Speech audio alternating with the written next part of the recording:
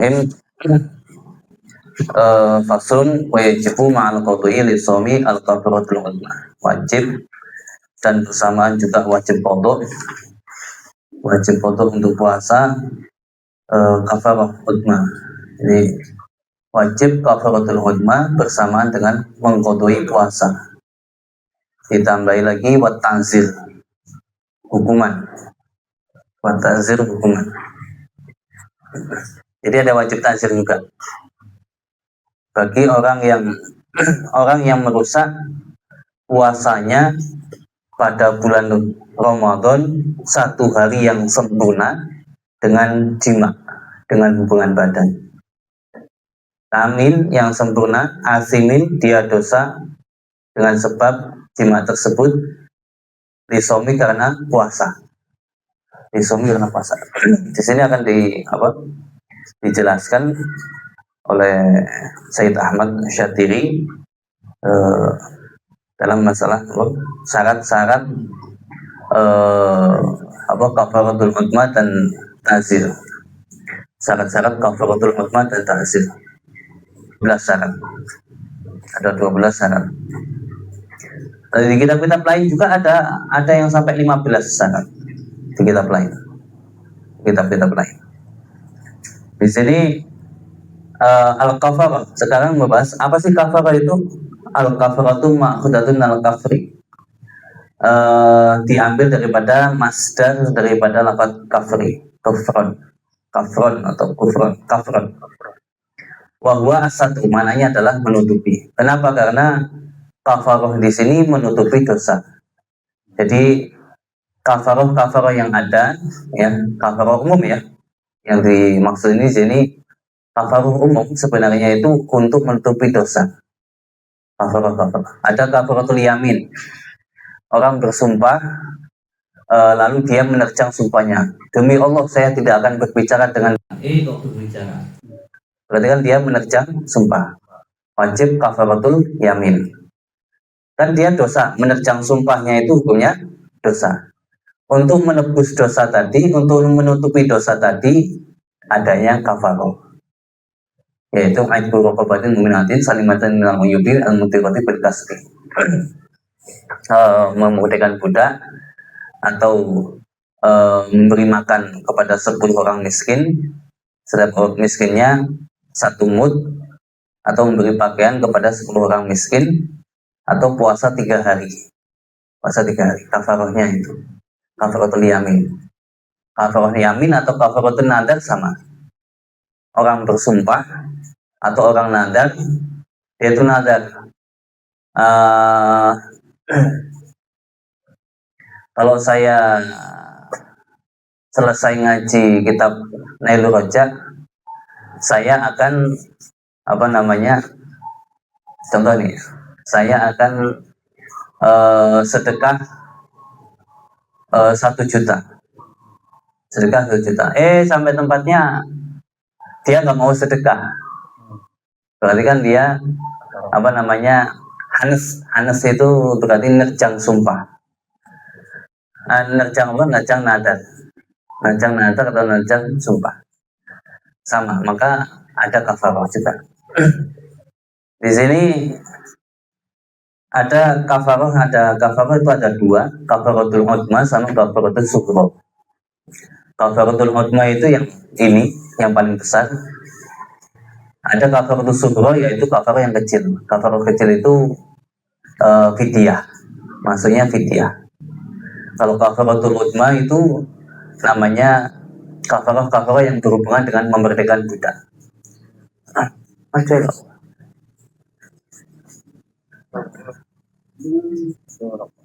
Santri nih Bang Abu jangan lebih.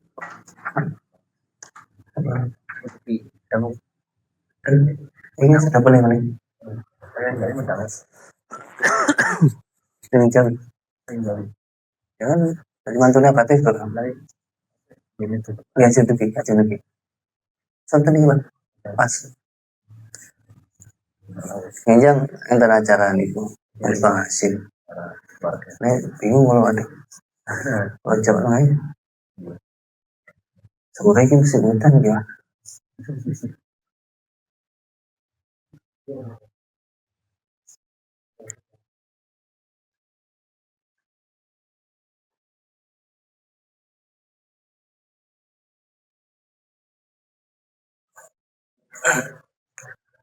Sebagian ini ada ikut ini apa? Etika ya. Etika full. Oh nadar tuh enggak? Nadar etika mau enggak? Enggak.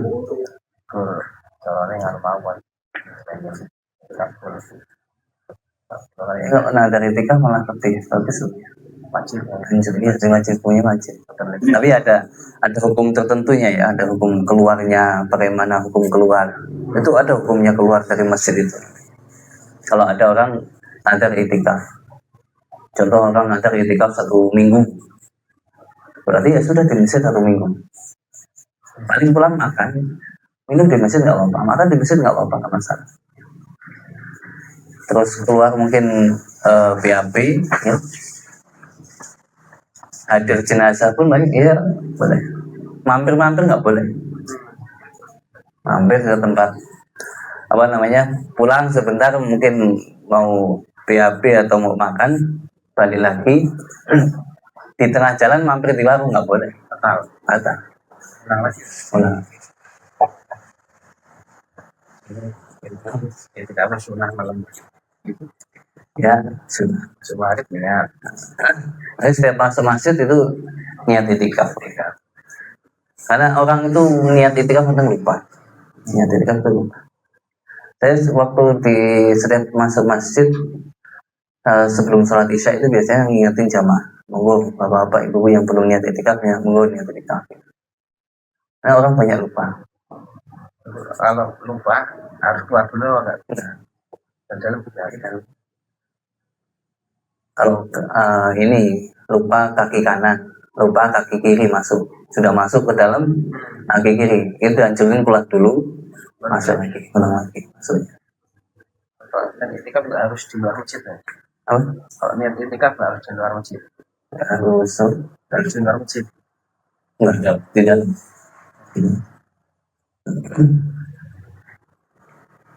Yang saya di tempat-tempat, yang saya di masjid, yang saya di masjid. Itulah keutamaan masjid. Beda dengan musola, nggak ada niat itikaf di musola, nggak ada. Tahiyatul musola nggak ada. Itu keutamaan di masjid. Ya, lanjutkan. Jadi kafarah itu namanya kafarah. Kafaratul ada kafaratul udma, ada kafaratul sughra. Kayak gitu ya. Ya, kalau udah.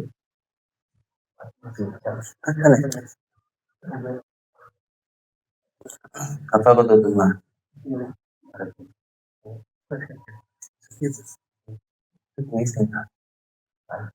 Liana atas surut gambarnya karena menutupi dosa. Wahia guna di sini kafarah di sini bab puasa ya dengan jima itu adalah hukumannya adalah aibku rokobatin mukminatin, memerdekakan budak yang mukmin. Di sini jangan terkecoh dengan ibarat rokobatin mukmin kayak perempuan, enggak. Di sini rokobah di sini maknanya budak, baik laki-laki atau perempuan. Orang sebagian kadang santri, oh berarti kudu wedok. Enggak harus perempuan. Mukminah, salimah. Di sini budak itu rokobatin mukminatin salimatin dan yubi al mutiroti berkas. Biasanya saya hafalnya itu. Hah?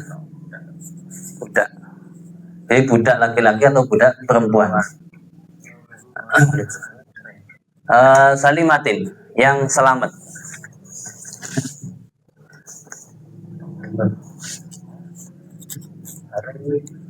Tunggu ini.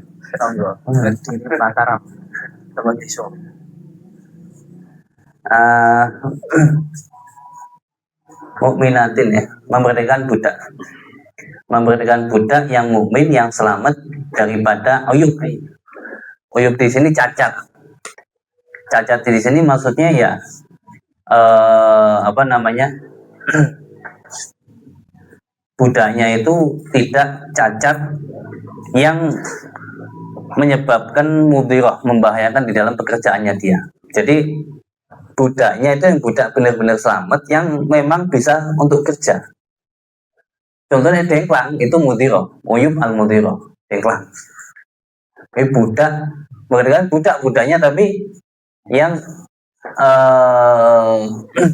ada cacatnya.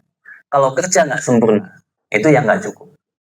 Kan mukminatin salimatin uyub al mudiro itu di sini uyub allati tukhilu bil amal. Ya sebagian ulama ada ibaratnya ada yang pakai al mudiroti, ada al mukhillah atau tukhilu bil amal, tukhilu bil amal. Nyelok gitu lah. Ya. Dan Buddha ini kan mahal, sehingga kalau nggak mampu ya bagaimana hukumnya? Maka fasyamu syahraini, maka puasa 2 bulan. Fa di sini menunjukkan litaktik, menunjukkan bahwa untuk taktik berarti kudu nuli-nuli, harus memerdekakan budak dulu, kalau nggak bisa baru puasa 2 bulan. Indah ada demi rokobati ketika tidak ada budak. Di tempat kita nggak ada budak, tidak ada budak. Tapi nang Palembang banyak. Budak-budak di Palembang banyak di nang Malaysia ya kata budak-budak ini. Bocah-bocah. Budak-budak tapi mana ini bocah-bocah. Gua mana budak ekono? Enggak, kalau mereka itu maknai budak itu. Oh, budak. Apa ya? Bahasa Malaysia bisa gitu. Jadi saya ulangi lagi ya, ini berudah. Jadi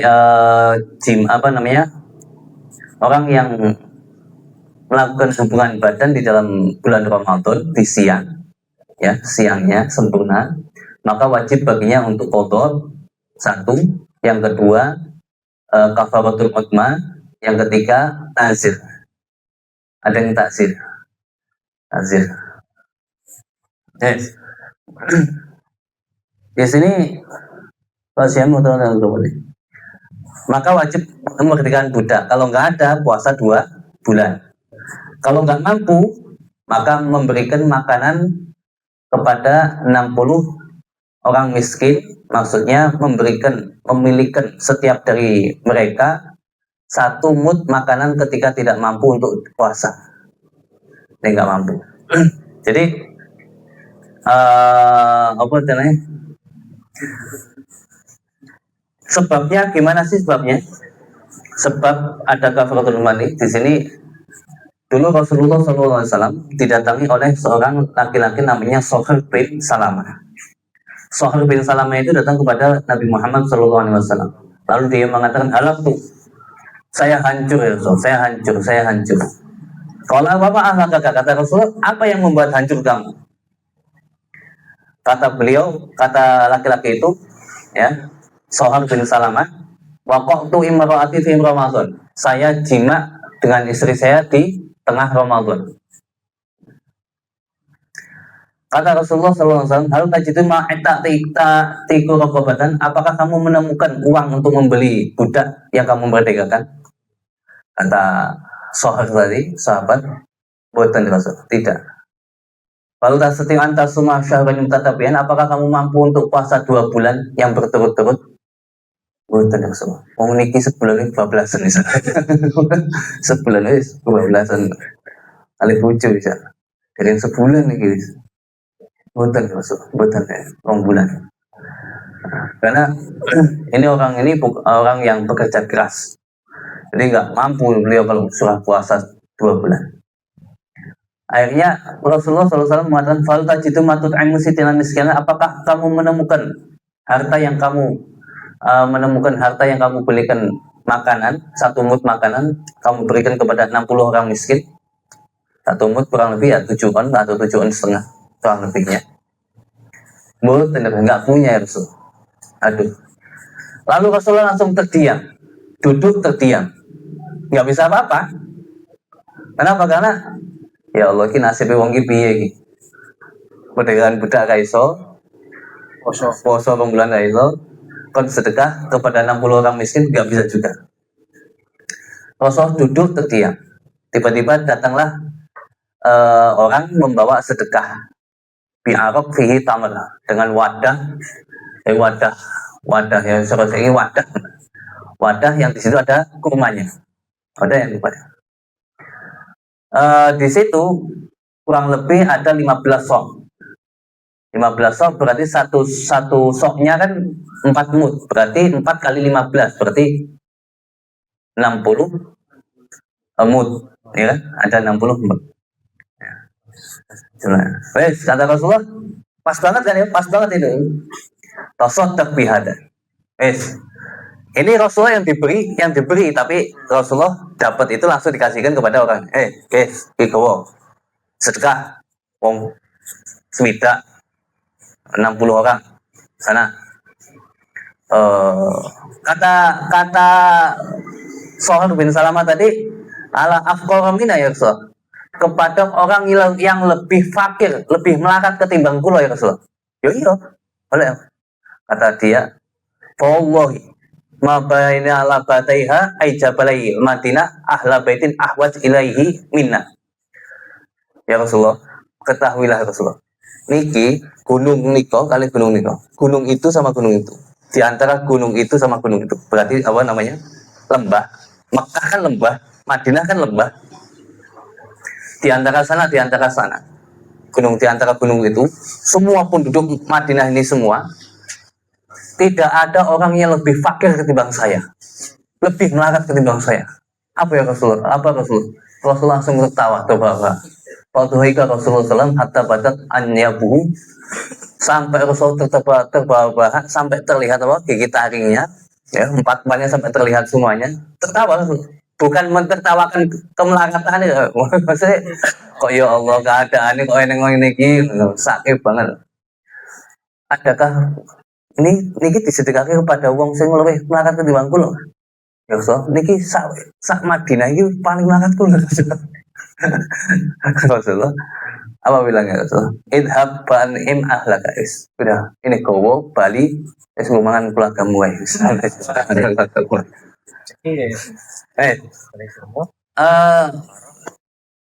Seakan-akan hadis ini seakan-akan kalau orang itu nggak mampu berarti ya sudah tidak ada kewajiban. Sebenarnya tidak. Kalau fikih kita bicaranya tidak. Kewajiban itu masih ada sampai dia itu mampu. Kewajiban apa namanya, kafaratul utma itu tetap ada sampai dia itu mampu. Nanti kalau dia itu kaya akhirnya mampu untuk memberikan sedekah kepada 60 orang miskin, ya wajib 60 orang miskin. Ini sebab hadis yang masyhur.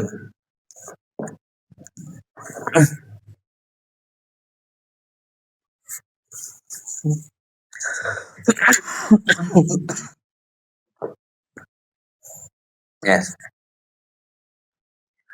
Ya, itu sebab apa namanya, kafaratul utma. Mana saya terus di pasar? Pasar. Atau aku yang mantan bunga tadi.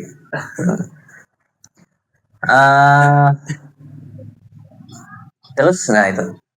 Sekarang tadi kan wajib qadha, yang kedua kafaratul utma, yang ketiga ada ta'zir. Apa sih ta'zir di sini?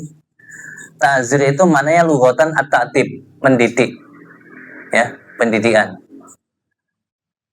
Wa syar'an, ya, syar'an menurut syariat, ta'tibun ala dzambin la hadda fihi. Yaitu memberikan ta'zir ini cara bahasa Jawa ini ngapoke, ditakzir, dihukum, hukuman gitu aja, ta'dib, atas sebuah dosa yang tidak ada hadnya, tidak ada batasan-batasan dosa yang apa namanya, hukuman yang tertentu di dalam syariat. Kalau orang zina kan sudah ada hukumannya, dicambuk 100 kali, ya kan? Apa namanya, zina apa namanya, muson. Kalau muson dirajam. Kalau mencuri sampai batasan 1 nisab, rubuh dinar, berapa? Kurang lebih ya 3 juta kalau sekarang. Kurang lebih 3 juta. Mengambil uang 3 juta punya orang, berarti kan apa? Mencuri, dipotong tangannya. Itu namanya had-had, batasan-batasan hukum-hukum yang ada. Hudud namanya, babul hudud di fikih kita yang bab-bab akhir. Nah ini kalau nggak ada syariat kita itu nggak menentukan itu hukum-hukum itu. Jadi ada sebuah dosa tapi nggak sampai batasan. Contoh ada orang mukul mata seseorang, pukul matanya sampai nggak bisa ngelihat lagi. Berapa ininya? Apa namanya, diatnya? Ada diatnya. 50 onta, kuping itu buah jadi budek sebelah, 50 onta dan lain-lain. Itu berapa? Ini berapa sih? Oh, ya.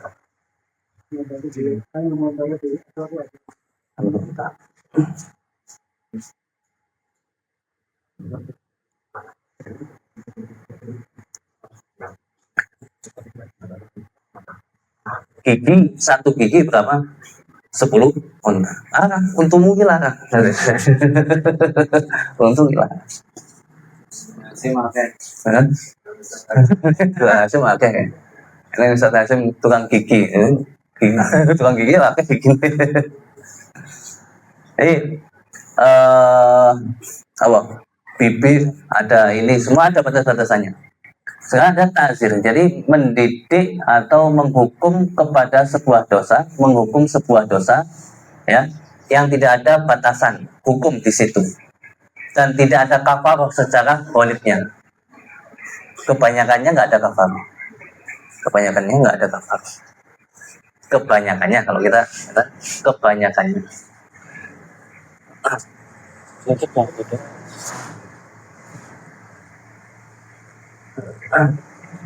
Nggak ada nanti. Kebanyakannya nggak ada kafarah. Fama bunang min ghairil ghalib. Adapun di sini tidak seghalibnya, tidak umumnya. Kalau umumnya ta'zir itu sebenarnya nggak ada kafarah biasanya ta'zir. Contoh orang mencuri mungkin masih 100.000, kan kita bisa hukum dia. Hukumnya dengan apa ya? Sesuatu yang pantas saja. Hukumnya ta'zir itu bisa dengan uang nggak? Ya, denda. Atau ta'zir dengan di penjara bisa. Di penjara. Ya, tapi penjara ini sing apa jalan sing dolar lah. Nang Indonesia kan dolar. Orang nyuri ayam satu dihukum 4 tahun 5 tahun, itu nggak masuk akal. Itu ta'zir nggak masuk akal. Kalau bentuknya yang ngambilnya segitu banyak, hukumnya hampir sama. Nah, ini namanya ta'zir. Jadi sebenarnya di hukum kita itu ya membahas ta'zir juga. Di tempat kita membahas ta'zir. Denda dengan uang, hukum di penjara, itu ada semua. Hukum dipukul, ya. Kayak santri. Santri itu kadang melanggar peraturan pondok, dihukum, ada ta'zir. Boleh nggak? Boleh. Boleh. Gundul, sing pinggir viral kan? Sobat viral. Anaknya digundul, ibu kan terima aja. Mau aja kan. Digundul dan lain-lain.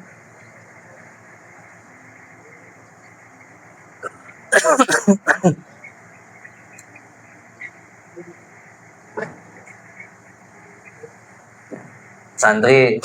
Nah, nazirnya bagaimana sih nazirnya? Satu ya, nazir itu ada ta'zir. Ta'zir ini kadang orang sembarangan. Dipukul-pukul pengen ngaku, itu nggak boleh. Dipukul-pukul. Kalau nazir didik nggak apa-apa ya. Ini ada orang melanggar peraturan. Melanggar peraturan kita didik dengan hukuman dengan dipukul. Pukulnya itu ada syaratnya. Itu jangan yang di pondok kayak sing nyekel santri-santri, pokoknya nyekel bocah-bocah cilik gitu. Kita boleh memukul santri. Ya, kita boleh memukul santri dengan syarat siji ya. Ada proses penitipan. daripada orang tua. Ya. Oh, nitipke monggo dididik, wis ada pasrah. Tapi nek jenengan orang dipasrahi tiba-tiba dipukuli anake wong ya enggak itu. Dipasrahi jenengan dipasrahi. Yang kedua syaratnya ada ghairu mubari. Ghairu mubari itu tidak tidak sampai kalau di ini alla yajrohal lahman, nggak sampai melukai daging, wala yanharu daman, tidak boleh sampai mengalirkan darah, wala yaksaru adman, tidak sampai mematahkan tulang. Terus wayaj sanibal wajah, tidak boleh wajah. Jadi kita nazir orang nggak boleh mukul wajah, dikuamplung itu santri dikuamplung ini itu selentik nggak apa-apa. Bahkan Ibnu Hajar al Asqalani mengatakan bahwa sentelikan itu gawe cerdas bocah. Sentelikan gawe cerdas bocah. Tapi saiki delokno. Sampeyan wani nyentelik. Anake wong iki. Alasane bapaknya ibu-ibu aku ora tau nyentelik, aku ora tau ngono. Guru ngajuan nyentelik. Nyentelik enggak apa-apa nyentelik. Kampleng ini kampleng. Terlebih lagi anak orang-orang yang nama Muhammad, orang-orang yang punya nama Muhammad itu punya khususan juga itu.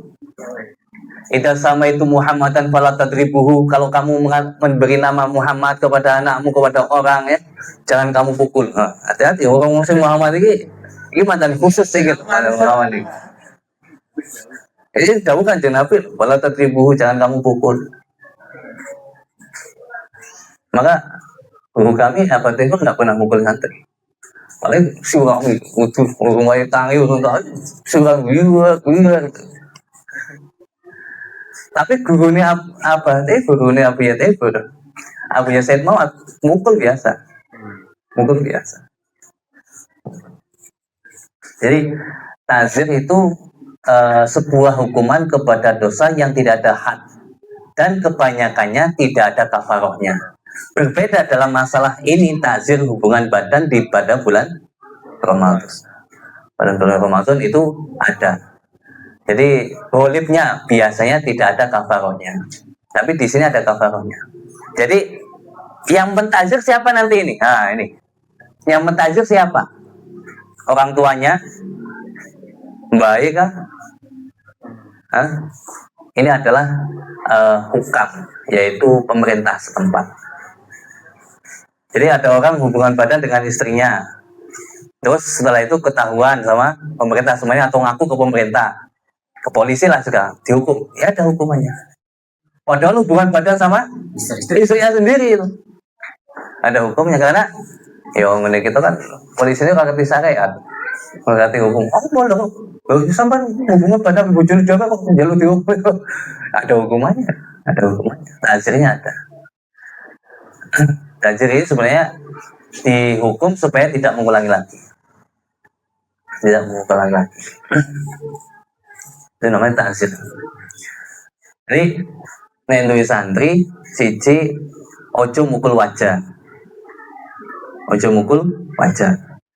Ini berlaku juga ya, guru kepada santri, bapak kepada anak, ya, suami kepada istri. Hukum ini. Hukum memukul. Ya, boleh memukul. Kita mukul istri boleh. Kalau dia itu nusus ya. Kan ada nusus ya. Ada nusus kalau pertama kita suruh ninggalin suruh ungkur-ungkuran diungkuri bojone. Urung kembali kepada taat. Dia ditinggalkan dari ranjangnya, dipindah dia itu tidur di ranjang yang lain. Kalau belum juga taat kepada suaminya, boleh mukul. Secara hukum boleh mukul, tapi yo mosok ambek bojo mukul dewek mukul. Yo saya leleke wong lanang wani mukul wong wedok. Tapi secara hukum syariat boleh mukul istri, mukul anak, mukul istri, mukul anak, mukul santri, ya guru mukul santri, apa namanya, orang tua kepada anaknya, mukul anaknya, suami kepada istrinya. Tapi dengan 4 syarat tadi. 1, apa? Wajah wajah, harus jauhi wajah, jangan mukul wajah. Jadi mukul anak jangan wajah. Untuk uang plak. Ini Syafi'iyah. Allah alam kalau Malikiyah. Ben mulai sampai apa bukan sholat, wah. Tapi mungkin mantap lain. Ada mantap lain. Abu ya Said Muhammad, masya Allah itu ya terkadang mukul kepada santri. Berarti mata balik boleh mukul. Dan ada yang dipukul sama Abu ya, sama apa namanya, tongkatnya, namanya Habib Ali Habsyi di Ponorogo. Saya pernah mampir, itu sampai buta. Tapi malamnya mimpi ketemu Rasulullah langsung. Abu ya Said Muhammad Al-Maliki itu disuntik sampai tongkat, pas banget di matanya. Kalau kita satu, saya melihat sendiri. Ya. Dan diceritain penyebabnya saya itu bukan dari Abu Yazid. Barokah. Ya itu lain lagi ya. Keyakinan santri kepada gurunya. Nah, penilaian orang mesti salah. Pukul. Ya.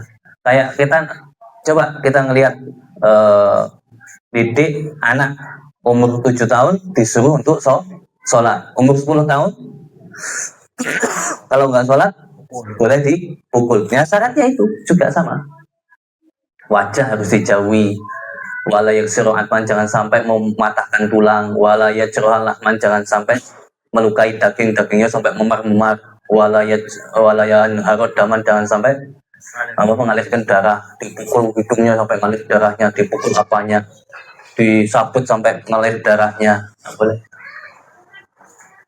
Ini hukum ini ya, apa namanya, pendidikan, takdib ini ya, takdib.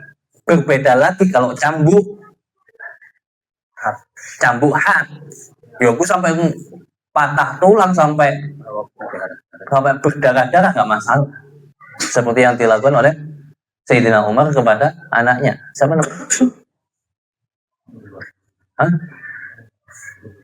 Abu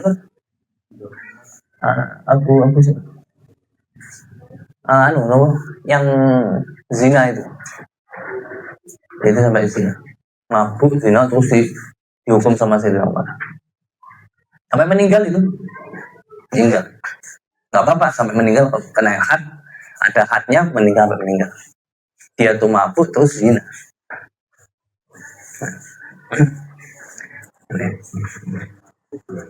Yes.